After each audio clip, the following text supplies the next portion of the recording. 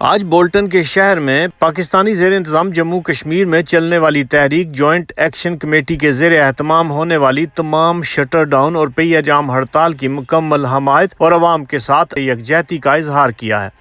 10 اکتوبر کو لندن پاکستانی سفارتخانے کے باہر ہونے والے پرامن احتجاج کے لیے مختلف سیاسی پارٹیوں کی میٹنگ منعقد کروائی گئی۔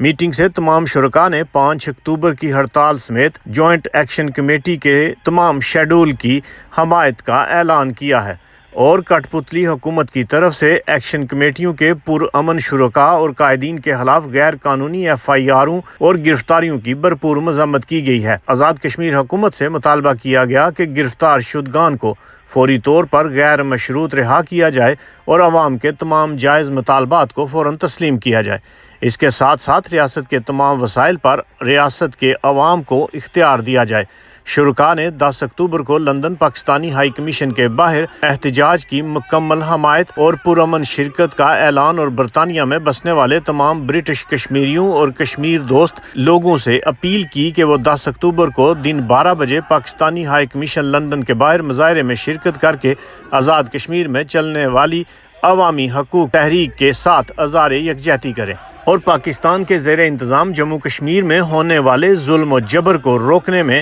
عوام کی مدد کریں۔ میٹنگ میں آنے والے 1-2 روز میں بولٹن کے کونسلر سے لندن احتجاج کے سلسلے میں میٹنگ کا اہتمام کا اعلان بھی کیا ہے۔ میٹنگ میں مختلف پارٹیوں کے نمائندگان شکیل جرال، الطاف گلہاروی، فیاض بٹ، راجہ عارف، حافظ جمروز، قمر احمد، محمد جمیل، داؤد اختر، وقار احمد کیانی، طارق بٹ، غلام جیلانی، اسرار احمد، محمد بشیر اور دیگر نے شرکت کی۔ رپورٹ نواز کشمیری، KFT نیوز، بولٹن، برطانیہ۔